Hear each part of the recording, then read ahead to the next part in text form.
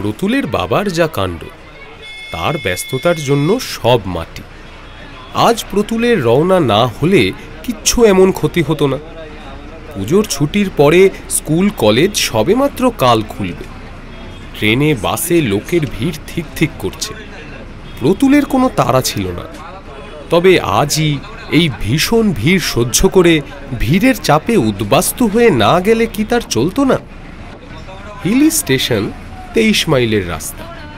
লোকেরা বাসের ছাদে মোটঘাট ওঠাচ্ছে। বাক্স, সুটকেস, বিছানা, চারিদিকে হইচই, গোলমাল। বেশিরভাগই কলেজের ছাত্র। তারা সব নর্থ বেঙ্গল এক্সপ্রেসে কলকাতা যাচ্ছে। এবারের নিবেদন বিভূতিভূষণ বন্দ্যোপাধ্যায়ের গল্প বাক্সবদল। গল্পের অডিও রূপান্তর ও সমগ্র পরিচালনায় সৌভিক সাহা। শুরু হচ্ছে বাক্সবদল। প্রতুল যাবে আসাম মেল বা ডাউন নর্থ বেঙ্গলে। বাস ছাড়ল।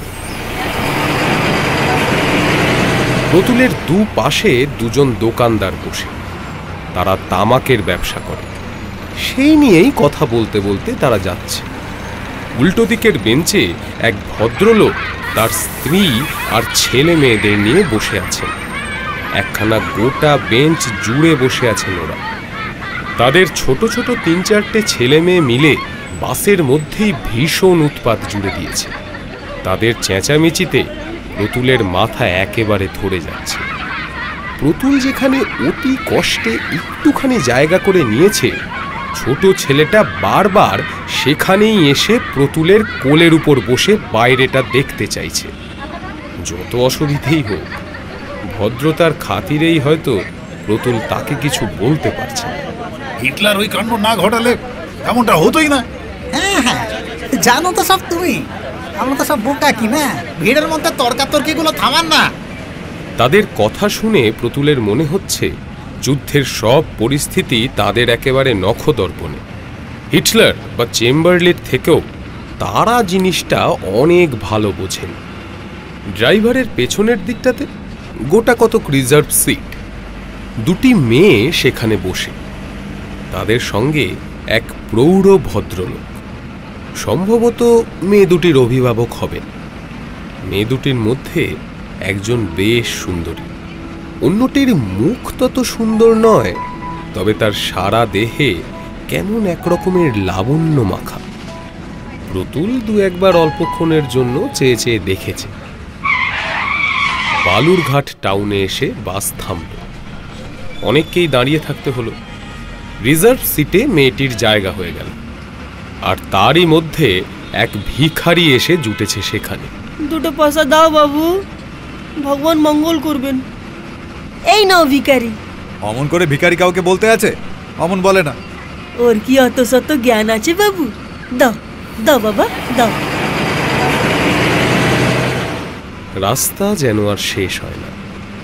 বড় বড় মাঠের মাঝখান দিয়ে রাস্তা, মাঝে মাঝে খাল, বিল, কখনো বা ধান ক্ষেত, কখনো কখনো দু একটা চাষা গাঁ। সময়টা কার্তিক মাসের মাঝামাঝি। তেমন একটা গরম নেই, সেটাই বাঁচোয়া। প্রতুল একবার মুখ বাড়িয়ে দেখল স্টেশনটা দেখা যায় কিনা। আর ঠিক সেই সময় বালুরঘাট থেকে যে মেয়েটি উঠেছে, বাসের ঝাঁকুনিতে তার হাত থেকে একটা বই হঠাৎ পড়ে গেল। তারপর আরেকজনের পায়ে সেই বই ঠোক্কর খেয়ে এসে পড়ল প্রতুলের পায়ের কাছে। প্রতুল নিচু হয়ে দেখল, তারপর সেই বইটিকে তুলল। কলেজের ইংরেজি টেক্সট বুক। ও বইটা উঁচু করে তুলে ধরল। এই যে শুনছেন, শুনছেন, আপনার বইটা পড়ে গেছে। ও ধন্যবাদ। এই যে।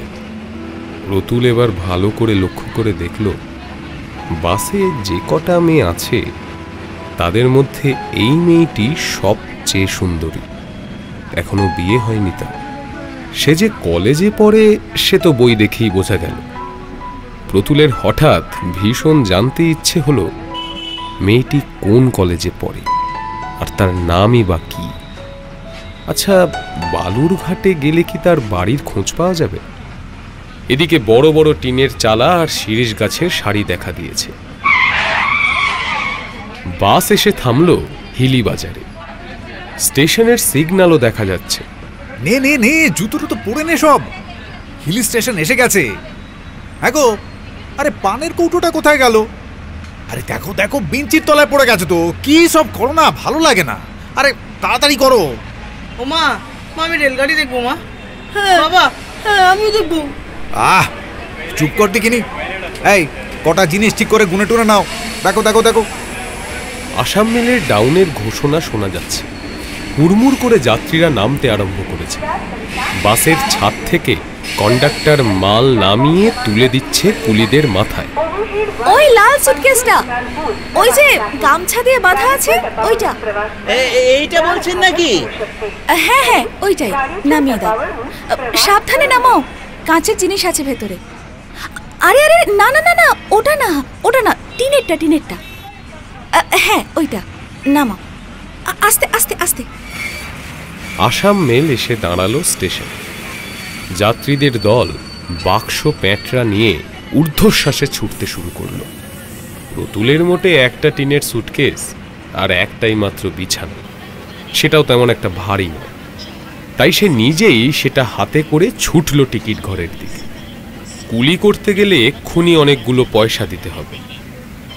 আসাম মেলে ভিড় তেমন নেই, কিন্তু পার্বতীপুর থেকে যে শিলং মেল ছাড়ল সেটা আসছে লখনৌ কিংবা কানপুর থেকে।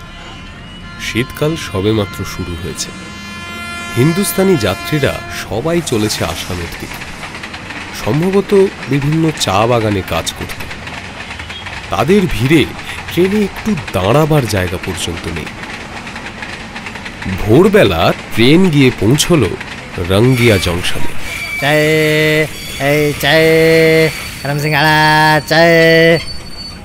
এখান থেকে 16 মাইল দূরে ভাটিখালির চা বাগান।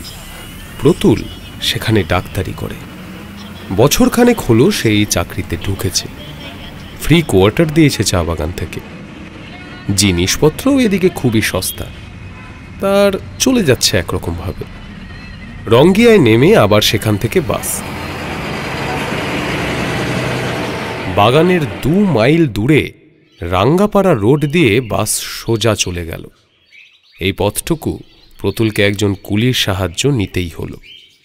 বেলা 9:30 নাগাদ সে নিজের কোয়ার্টারে এসে উঠল। জায়গাটা বড় নির্জন।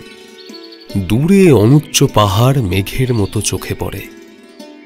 একদিকে খুব বড় একটা জলাভূমি, আর তার চারদিকে নলখাগড়া বনে একেবারে ঘেরা। হেমন্তের সকালবেলা একটা ভেজা বাষ্প সেই জলা থেকে উঠে আসছে। ম্যালেরিয়া আর কালাজ্বরের ডিপো এই চা বাগানগুলো। এখানে আসার পর প্রতুল নিজেও বহুবার ম্যালেরিয়ায় ভুগেছে। ডাক্তারখানার অহমিয়া কম্পাউন্ডার শিবনাথ ভট্টাচার্য প্রতুলের রান্না বান্নার দায়িত্ব সামলান। ডাক্তারখানার কাজের লোক ভীম প্রতুলকে আসতে দেখে একেবারে পরিমরি করে ছুটে এলো। শিবনাথকে দেখছি না, কোথায় সে? বাবু, তিনি তো ছুটি নিয়ে বাড়ি গিয়েছেন। তাই নাকি? হ্যাঁ। তিনিও ছুটি নিয়েছেন? তা আসবে কবে?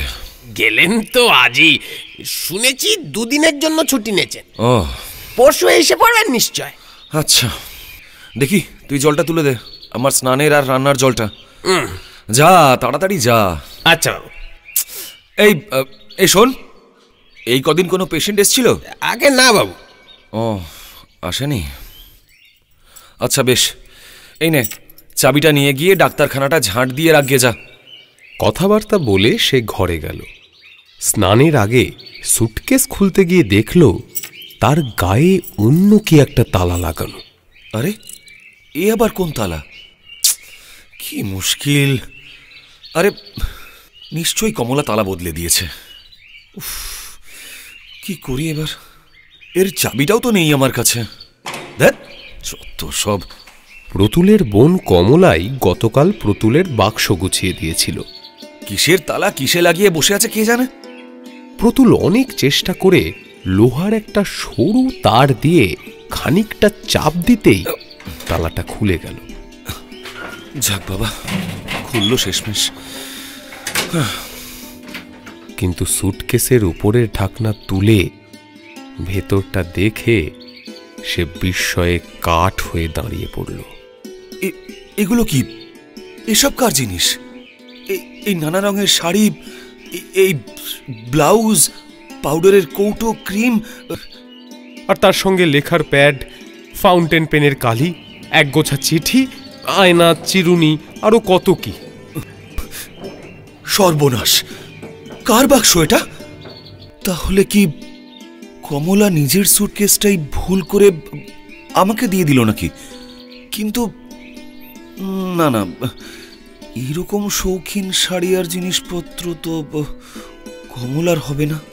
তাছাড়া এ তো কোথাও যাওয়ার আগে তাড়াহুড়ো করে গোছানো একটা বাক্স, আর কমলা তো বাড়িতেই আছে, তার বাক্স এমন গোছানো হবে কি করে?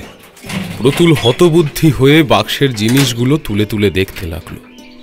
মখমলের একটা বড় কৌটোর মধ্যে লকেটওয়ালা একটা হার, একটা আংটি, দুটো বড় বড় কানের দুল, সোনার একটা সেফটি পিন, 6 গাছা সোনার চুড়ি, কয়েকটা কাঁচের চুড়িও আছে, সেগুলো বেশ বড় বড় কাঁচের টুকরো বসানো, কাজ করা, একটা মানি ব্যাগে 4খানা 10 টাকার নোট আর কিছু খুচরো পয়সা। এ তো একখানা পুরোপুরি মেইলি সুটকেস।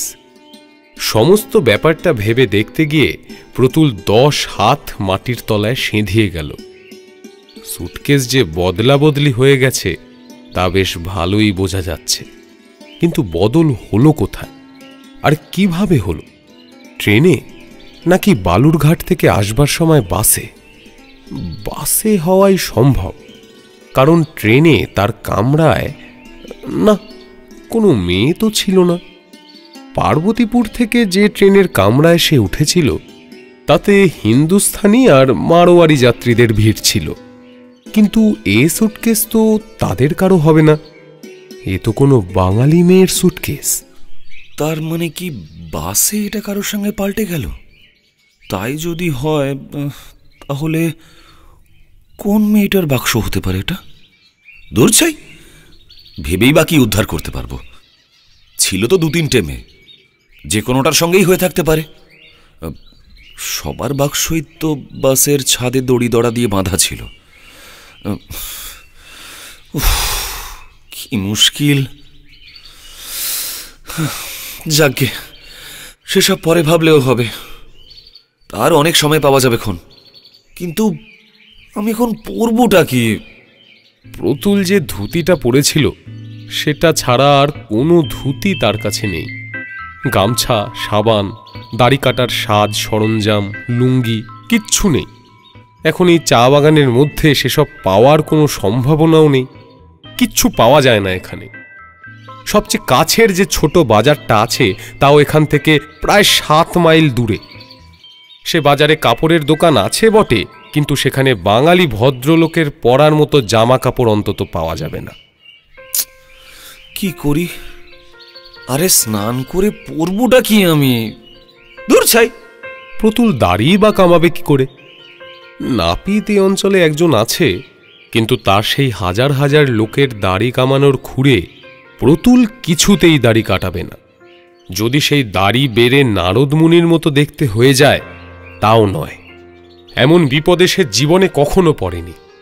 প্রতুল অনেক ভেবে দেখল এই সুটকেসটা যারই হোক, এখন এর মধ্যে থেকে একটা গামছা আর একটা শাড়ি তাকে ব্যবহার করতেই হবে। শাড়ি বের করতে গিয়ে হলো আরেক বিপদ। সাদা শাড়ি যা আছে তার সবই জরিপার শাড়ি, দামি দামি সব তাঁতের শাড়ি, শান্তিপুরি কি ফরাসডাঙ্গা। আর 8 পৌড়ে গোছের শাড়ি যা আছে তার সবগুলোই রঙিন। অথচ প্রতুলকে এক্ষুনি একবার অফিসে যেতে হবে। কি পরে যাওয়া যায়? জরিপার শান্তিপুরি শাড়ি আর তার সঙ্গে সাদা ব্লাউজ? না, প্রতুল আর ভেবে কুলকিনারা পায় না। যা হোক কিছু একটা পরতেই হবে। রঙিন একখানা শাড়ি পরে স্নান করে নেবে আগে, তারপর ট্রেনের ওই আধময়লা জামা কাপড়গুলো পরেই তাকে অফিসে যেতে হবে। আজ আবার তার ম্যানেজারের সঙ্গে দেখা করার কথা। চা বাগানের ম্যানেজার ইংরেজ। সে দাঁড়িয়ে দাঁড়িয়ে চা ঝোপের ছাঁটাই তদারক করছিল। প্রতুলকে দেখে মুখ থেকে পাইপ নামালো।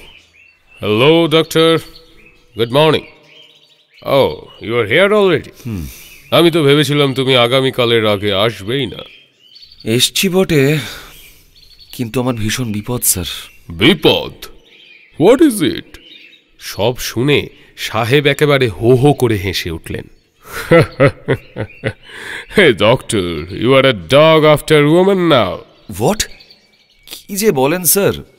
না, আমি বলছি যে আমি যদি তোমার জায়গায় থাকতাম তাহলে এরকম একটা রোম্যান্টিক সিচুয়েশনে। না স্যার, এটা হাসির কথা নয়, বড্ড মুশকিলে পড়ে গেছি। জামা নেই, কাপড় নেই, দাড়ি কামানোর একটা খুর পর্যন্ত নেই। আরে সে ব্যবস্থা হয়ে যাবে। আমি আমার একটা স্যুট পাঠিয়ে দিচ্ছি তোমাকে। শেভিং সেটও আমার বাড়িতে আছে, নিয়ে যেও ইয়ং ম্যান। আর শোনো ইয়ং ম্যান, তোমাদের রোম্যান্সে সাহায্য করব না এমন লোক কিন্তু আমি নই। মানে কি মুশকিল, আপনি এখানে রোম্যান্স কোথায় দেখছেন স্যার? আমার ভীষণ বিপদ। সুটকেসের মধ্যে সোনার গয়না, মানিব্যাগ, টাকা। পুলিশে কি একটা খবর দেবো স্যার? নো নো নো, এক্ষুনি তার দরকার নেই। আমায় বললে তো, এতেই এখন হবে। ও আচ্ছা। তোমায় চোর বলে কেউ ধরতে পারবে না। আচ্ছা লিসেন, ও বেলা তুমি বাক্সের সমস্ত জিনিসের একটা লিস্ট করো। এখন চলো তো দেখি, আমার বাংলোয় চলো, আর জিনিসগুলো নিয়ে যাও। ভালোই রোম্যান্স বাঁধিয়ে বসে আছো। হ্যাঁ, থ্যাংক ইউ স্যার। আপনাকে মিছিমিছি কষ্ট দিলাম আমি, কিন্তু কিসের যে রোম্যান্স সেটাই তো বুঝতে পারছি না। ইয়ং ম্যান, ছাড়ো ছাড়ো, পরে বুঝবে, চলো। নিজের কোয়ার্টারে এসে খানিকটা সুস্থ হয়ে প্রতুল একটা সিগারেট ধরাল, তারপর শুয়ে পড়ল। একটু ঘুমিয়ে নেওয়া দরকার, বড্ড ক্লান্ত লাগছে। কিন্তু ঘুম কিছুতেই আসে না। এই অদ্ভুত ঘটনার কথা ভাবতে ভাবতে তার মাথা গরম হয়ে উঠল। প্রতুলের বয়স বছর 25, সবে ডাক্তারি পাশ করেই চা বাগানের চাকরিটা পেয়েছে। বিয়ে এখনো হয়নি, কোনো মেয়ের সঙ্গে আজ পর্যন্ত বিশেষ কোনো সম্পর্কও তৈরি হয়নি। যাকে রোম্যান্স বলে তা সে গল্প উপন্যাসে পড়েছে বটে, কিন্তু তার নিজের জীবনে না, তেমন কিছু কখনো আজ পর্যন্ত ঘটেনি। ডাক্তারি পড়বার সময় একাধজন নার্সের সঙ্গে আলাপ হয়েছিল, কিন্তু তেমন কিছুই না, শুধুই আলাপ। কিন্তু আজ যা ঘটল, এর আগে এমন ঘটনাও তার জীবনে কখনো ঘটেনি। প্রতুল আবার ভাবতে বসল, কিন্তু কোন মেয়েটার সঙ্গে বাক্সটা পাল্টালো? বালুরঘাট থেকে যে মেয়েটা উঠল তার সঙ্গে, নাকি বাসে যে মেয়ে দুটো আগে থেকে বসেছিল তাদের কারোর সঙ্গে? বালুরঘাটের মেয়েটা কিন্তু বেশ সুন্দর দেখতে, আর ওর বইটাই তো আমার পায়ের কাছে এসে পড়েছিল, তুলে দেওয়ার পর ধন্যবাদও বলেছিল। কিন্তু মেয়েটার নামটা কে জানে। মেয়েটার গলার স্বরটাও বেশ মিষ্টি। প্রতুলের হঠাৎ মনে পড়ে গেল সুটকেসের মধ্যে একগোছা বাঁধা চিঠি ছিল না? নিশ্চয়ই মেয়েটার নাম তাতে পাওয়া যাবে। ইস, দেখেছ, আমার তো এই কথাটা আগেই মনে আসা উচিত ছিল। তাহলে আর নাম নিয়ে ভাবতে বসতে হতো না। দেখি তো একবার সুটকেসটা খুলে। তাড়াতাড়ি উঠে গিয়ে সে আবার সুটকেস খুলে ফেলল। শাড়িগুলোর নিচে এক পাশে চিঠির তাড়াটা ছিল। এই তো চিঠি। সেটা হাতে নিয়ে প্রতুল তার বিছানার উপর এসে বসল। সবকটা চিঠিই দেখছি একজনেরই হাতে লেখা। দেখি এটা, এই তো, Amiya Majumdar, care of CR Pal, 226 Nilmoni Dutta lane, Bagbazar, Kolkata. যাক, বাঁচা গেছে। নামও পেয়ে গেছি, ঠিকানাও পেয়ে গেছি। প্রতুল ঠিক করল সে কালই একখানা চিঠি লিখে দেবে। মেয়েটাকেও নিশ্চয়ই খুব অসুবিধে পড়তে হয়েছে। বেচারির একে শাড়ি ব্লাউজের খোঁজ নেই, তার উপর আবার টাকা আর গয়না হারানোর দুশ্চিন্তা। প্রতুল ভাবছে মেয়েটি এতক্ষণে নিশ্চয়ই মাথায় হাত দিয়ে বসে পড়েছে। তার উপর প্রতুলের সুটকেস যদি তার কাছে গিয়েই থাকে, তাহলে তো সুটকেস খুলে সে একেবারে মূর্ছা যাবে। দেশ থেকে এখানে আনার জন্য সে কিছু পাটালি গুড় আর চিড়ে নিয়ে আসছিল। ওই সুটকেসের মধ্যে সেগুলো সব কিছু আছে। তাছাড়াও একটা ছোট মানকচু আছে, আর একজোড়া জুতো, নতুন নয়, পুরনো জুতো, সেটাও আবার তালি মারা। এছাড়া আছে প্রতুলের ধুতি, শার্ট, পাঞ্জাবি। এর মধ্যে তো একটা জিনিসও মেয়েটার কোনো কাজে লাগবে না। প্রতুলের এটা ভেবে ভারী হাসি পেল। মজুমদার, অমিয়া মজুমদার। চিঠিগুলো পড়ে দেখব কি লিখেছে। কোনো মেয়ে নাকি কোনো ছেলে বন্ধু? দেখব খুলে একবার। কিন্তু শেষ পর্যন্ত নিজেকে সামলে নিল প্রতুল। না না বাবা, দরকার নেই। অন্যের চিঠি পড়বার কোনো দরকার নেই। খুব খারাপ কাজ হয়ে যাবে। থাক। সারা দিন রাত ভাবতে ভাবতে কেটে গেল তার। প্রতুলের মন থেকে মেয়েটির চিন্তা কিছুতেই সে তাড়াতে পারল না। যত অন্যদিকে মন দেবার চেষ্টা করে, ততই সেই এক চিন্তা ঘুরে ফিরে আসে, সেই বালুরঘাটের মেয়ে আর তার সুটকেস। পরদিনই সে মেয়েটিকে একটা চিঠি লিখল। সুটকেসের বদলের কথা সমস্ত খুলে জানালো। সুটকেসের মধ্যে যা যা কিছু ছিল, গয়না, সোনা আর জামা কাপড়, তার একটা লিস্ট বানিয়ে সেটাও চিঠির সঙ্গে জুড়ে দিল।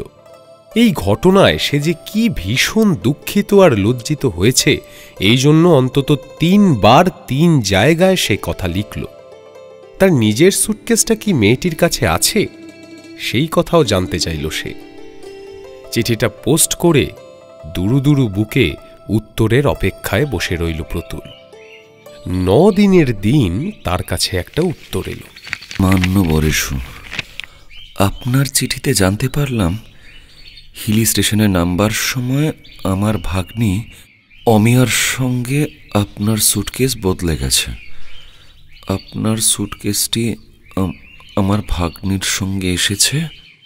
যাক বাবা, সুটকেসটা পেয়েছে তাহলে। দেখি জিনিসপত্রের কথা যা লিখেছেন, সুটকেসের মধ্যে তার বেশি আর কিছুই ছিল না। আপনি ভদ্রলোক, আপনার এই অসুবিধের জন্য আমার ভাগ্নি অত্যন্ত লজ্জিত। তার হয়ে আমি আপনার কাছে বারবার ক্ষমা চাইছি। বাক্সটি ইনশিওর্ড আনপেইড রেলওয়ে পার্সেলে পাঠিয়ে দেবেন, আর আমরাও আপনার সুটকেস সেইভাবেই ফেরত পাঠাবো। রেলের রসিদও উপরের ঠিকানায় পাঠিয়ে দেবেন প্লিজ। ইতি শ্রী ভবতারণ চক্রবর্তী। ভবতারণ চক্রবর্তী? চিঠি পেয়ে যে প্রতুলের একেবারেই আশাভঙ্গ হয়নি তা নয়। প্রথমত এই মেয়েটা যে কোন মেয়েটা তার কিছুই বোঝা গেল না। তাছাড়া বালুরঘাটের সেই মেয়েটাই যে অমিয়া মজুমদার, তারও কোনো প্রমাণ নেই। মেয়েটা নিজে একটা চিঠি লিখবে এমন আশা করা অসঙ্গত কিন্তু ছিল না। কোথা থেকে আবার মেয়েটার মামা এসে জুটল মাঝখানে। যাই হোক, পরের দিন লোক পাঠিয়ে সে রেলে সুটকেসটা বুক করে দিল, আর তার নিজের সুটকেসটাও সপ্তাহের শেষ দিকে একদিন এক কুলির মাথায় চেপে তার কোয়ার্টারে এসে পৌঁছল। আস্তে আস্তে, এদিকে। হ্যাঁ, আস্তে আস্তে আস্তে নামাও। বাক্সটা একবার খুলে দেখি। জিনিসপত্র নাড়াচাড়া হয়েছে বটে, কিন্তু সব ঠিকই আছে। এই তো, চিড়ে আর তালের পাটালি পর্যন্ত অক্ষত। এসব দেখে কি ভেবেছে কে জানে। ব্যাপারটা বেমালুম মিটে গেল। এরপর আর কি বা ঘটার থাকে। কিন্তু তাও প্রতুল সে মেয়েটির কথা একেবারেই ভুলতে পারল না। তার তরুণ জীবনে এই প্রথম কোনো নারী সংক্রান্ত ঘটনা। রোম্যান্স না হলেও রোম্যান্সের কল্পনা তো মনে জাগেই, বিশেষত এই নিরালা চা বাগানে, তার নিতান্ত নির্জন জীবনে। তাছাড়া কোন মেয়েটার বাক্স ছিল এটা জানতে তার খুব ইচ্ছে হয়। সেই বালুরঘাটের মেয়েটার। প্রতুল আশা করেছিল মেয়েটির কাছ থেকে ধন্যবাদ জানিয়ে অন্তত একখানা চিঠি আসবেই, সে আবার তার উত্তর দেবে। কিন্তু তেমন কোনো চিঠি আর এলো না।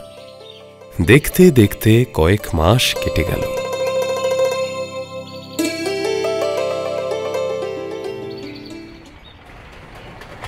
পাঁচ মাস পর প্রতুল আবার ছুটি নিয়ে বাড়ির দিকে রওনা হয়েছে। বহুদিন দেশে যায়নি সে। আত্মীয় স্বজনকে দেখবার জন্য তার মনটা একেবারে ছটফট করছিল। বোনের মুখটা বারবার করে তার মনে পড়ছিল। কমলার নাকি বিয়ের কথাবার্তা চলছে, সামনের বৈশাখে হয়তো বিয়েও হয়ে যাবে। তার আগে ছোট বোনটার সঙ্গে সে কিছুটা সময় কাটাতে চায়।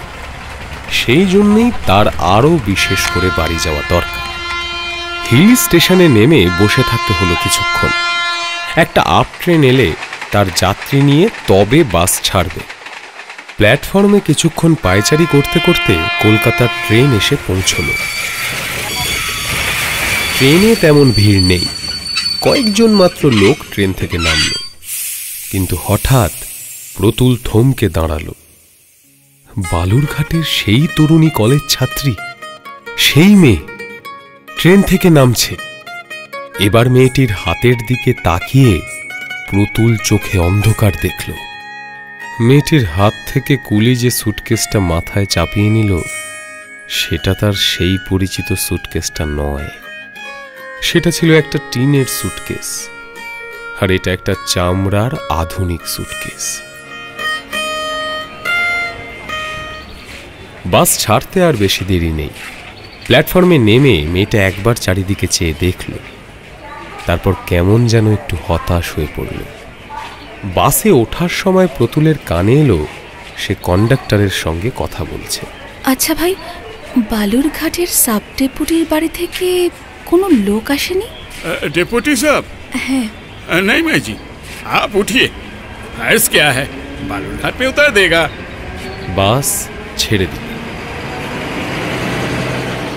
মেয়েটার প্রতি কেমন একটা ঔদাসীন্য এসে গেছে প্রতুলের। সে অন্যদিকে চেয়ে আছে, আর মাঝে মাঝে জানলা দিয়ে বাইরে দেখছে, অন্য কথা ভাবছে।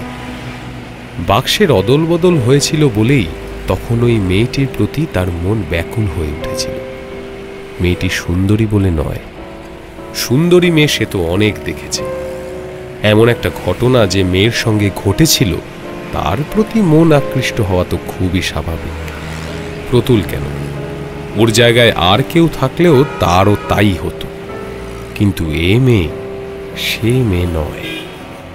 প্রতুল ওর সুটকেস দেখেই বুঝেছে, আর সেই মুহূর্ত থেকে প্রতুলের মন থেকে এ মেয়ে গেছে মুছে। বন জঙ্গলে ঘেরা ভাটেখালি চা বাগানের নির্জন বাংলোতে বসে যাকে নিয়ে তার মন এক সময় কত রকম স্বপ্ন দেখেছিল, এই মেয়ে সেই মেয়ে নয়। বাসে যাত্রীদের ভিড় আজ বেশি নেই।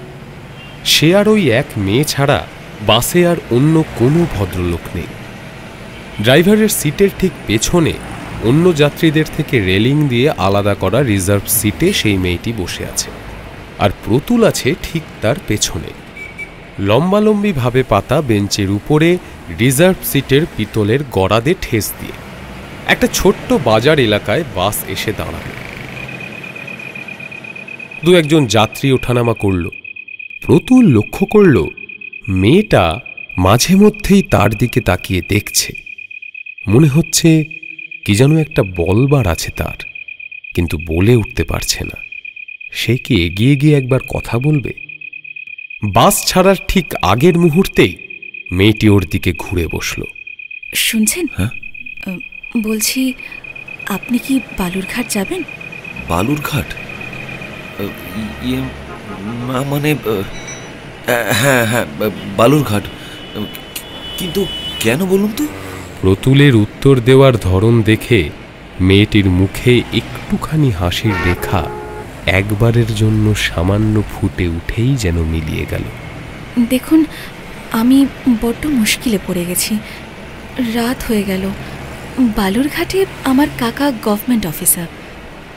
বাড়ি থেকে লোক আসবার কথা আছে নর্থ বেঙ্গল ট্রেনের সময়। আমি একটা ট্রেন আগে এসে পড়েছি। কি করে বাড়ি যাব তাই ভাবছি। তার উপরে আপনি যদি আমার আগে বাস থেকে নেমে যান তাহলে এ গাড়িতে আর কোনো ভদ্রলোকও তো নেই। একেই অন্ধকার রাত, আর এই পথে নানা রকম বিপদ আছে বলেও শুনেছি। মেয়েটি যেন অসহায়ভাবে প্রতুলের মুখের দিকে চাইল। আরে কোনো ভয় নেই, আমি আপনাকে বাড়ি পৌঁছে দেবো। আমিও তো ওখানেই যাব, চলুন। না না, সে আপনাকে বড় কষ্ট দেওয়া হবে। আরে না না, আপনি বালুরঘাটে নেমে আমাকে একটা গাড়িতে তুলে দিলেই হবে। আরে বাবা, সেরকম কোনো ব্যাপার নেই। আর আপনি অত সব কেন ভাবছেন বলুন তো? আমার কাকা ওখানকার সাব ডেপুটি। ও, সুধাংশু কুমার মজুমদার। হ্যাঁ, মজুমদার? কাকার পদবি শুনে প্রতুলের বুকের মধ্যে কি যেন একটা দুলে উঠল। যে কথাটা সে এতক্ষণ ভুলেছিল সেটা আবার তার মনে তোলপাড় ফেলে দিল। বলছি যে ইয়ে মানে আপনাকে একটা কথা বলবো, যদি কিছু মনে না করেন। বলুন না। আপনার নামটা জিজ্ঞেস করতে পারি?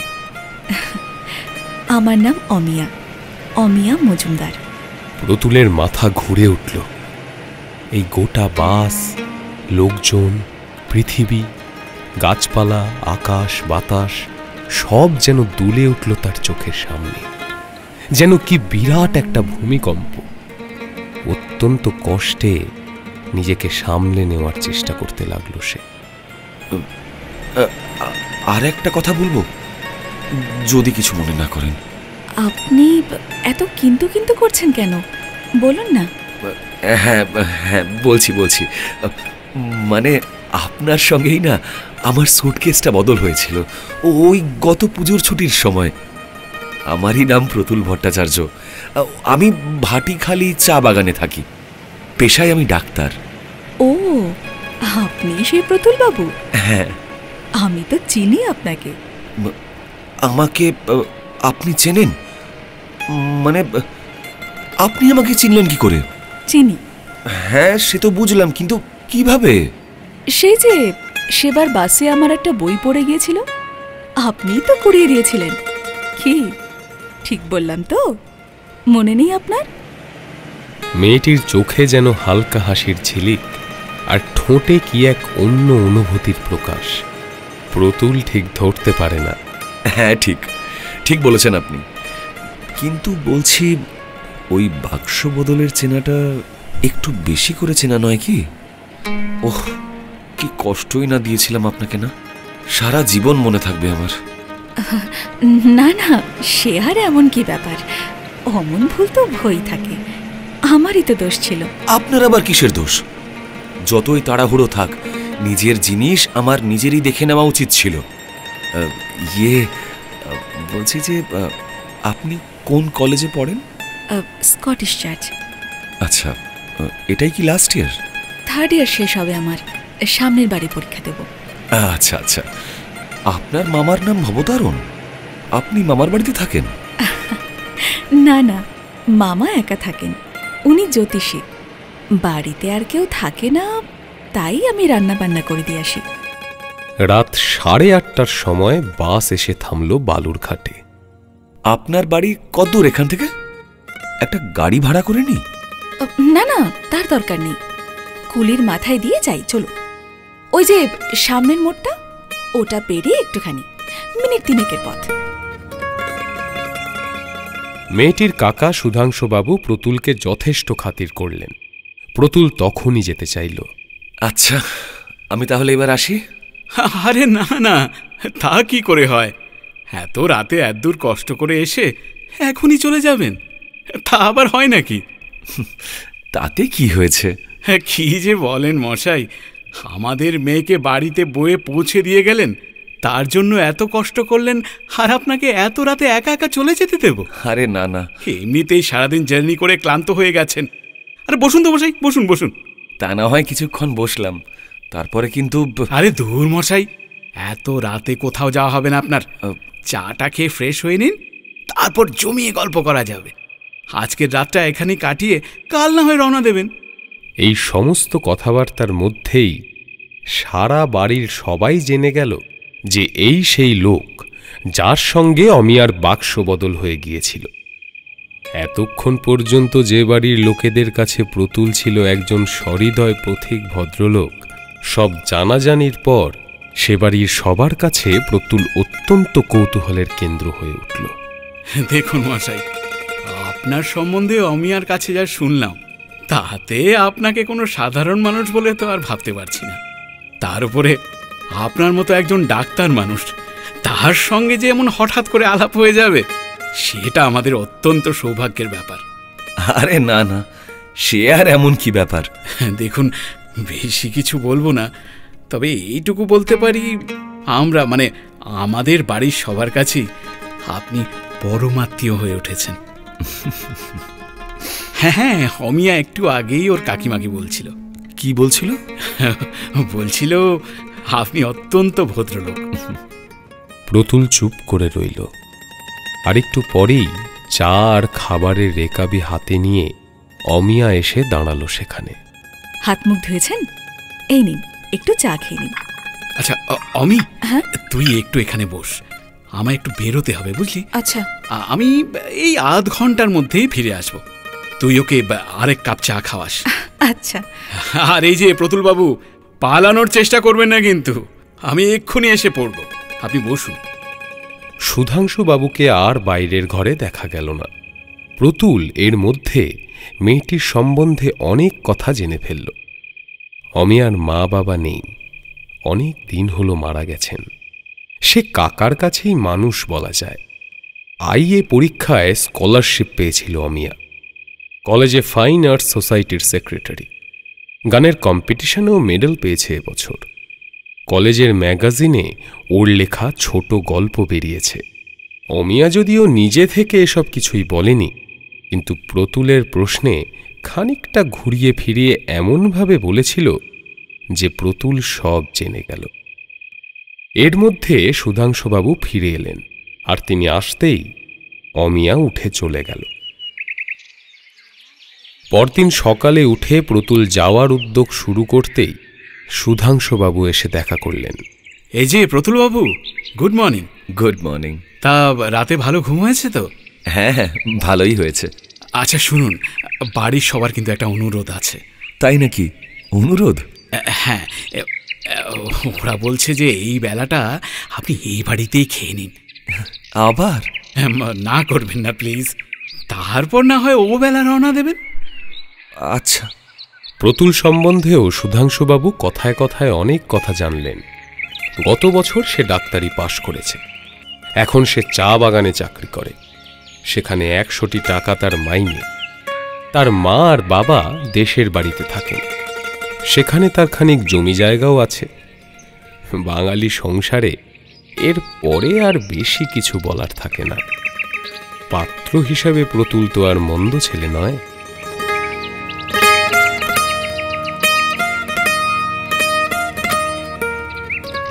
কয়েক মাস বাদে ভাটিখালি চা বাগানের সেই কোয়ার্টার। প্রতুল এখন আর একা নয়। কি আর করবে নাকি বাক্স বদল? আর বলো না, কি কষ্ট যে হয়েছিল সেদিন আমার। আর আমার হয়নি বুঝি? কলেজে যাব, বাক্স খুলে দেখি ধুতি, গেঞ্জি, লুঙ্গি, শার্ট। কি পরে কলেজে যাব ভেবেই উঠতে পারছি না। আর কাকার বাড়িতে তো কোনো মেয়েও নেই যে কারোর থেকে চেয়ে কিছু পরবো। যাতে একেবারে। আর বাক্স বদল হলো তো হলো, এমন একটা গেও লোকের সঙ্গে হলো। কি গেও? তা নয় তো কি, বাক্সের মধ্যে চিড়ে, গুড়, পুরনো তালি দেওয়া জুতো। উফ! আর তুমি জানো আমি সেদিন কি পরে স্নান করেছিলাম? কি? তোমার শাড়ি। সে বাক্স বদল পর্যন্ত না হয় ঠিকই ছিল, শেষে কিনা একটা গেও মেয়ের সঙ্গে আমার মালা বদল পর্যন্ত হয়ে গেল। গেও? আমি গেও না তুমি গেও?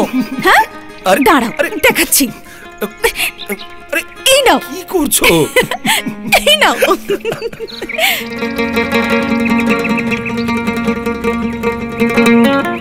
শুনলেন বিভূতিভূষণ বন্দ্যোপাধ্যায়ের গল্প বাক্স বদল। প্রযোজনা শান্তনু চ্যাটার্জি। গল্প পাঠে চা বাগানের ম্যানেজার ও ভীমের চরিত্রে সৌমিক মৈত্র। প্রতুল অর্ঘ্যমাল্য মাইতি। সূত্রধার ও অমিয়ার চরিত্রে শ্রমণা রায়চৌধুরী। সুধাংশুবাবু ও কন্ডাক্টর জয়দীপ সেন।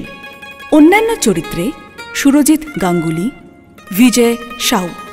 শব্দগ্রহণ সুরজিৎ গাঙ্গুলি।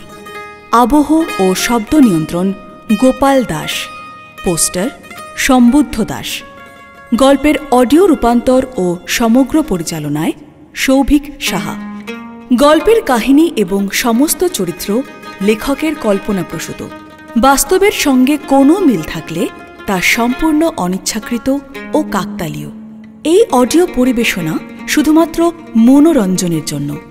এর উদ্দেশ্য কোনোভাবেই কোনো জাতি, রাষ্ট্র, ব্যক্তি, জাত, কোনো বিশেষ পেশা বা ধর্মকে আঘাত করা নয়। অডিও রূপান্তরের প্রয়োজনে গল্পের ভাষায় কোথাও কোথাও সামান্য পরিবর্তন করা হয়েছে। মদ্যপান, ধূমপান, মাদক সেবন স্বাস্থ্যের পক্ষে ক্ষতিকর। এমন আরও অনেক গল্প আছে আমাদের কাছে। শুনতে থাকুন, সঙ্গে থাকুন।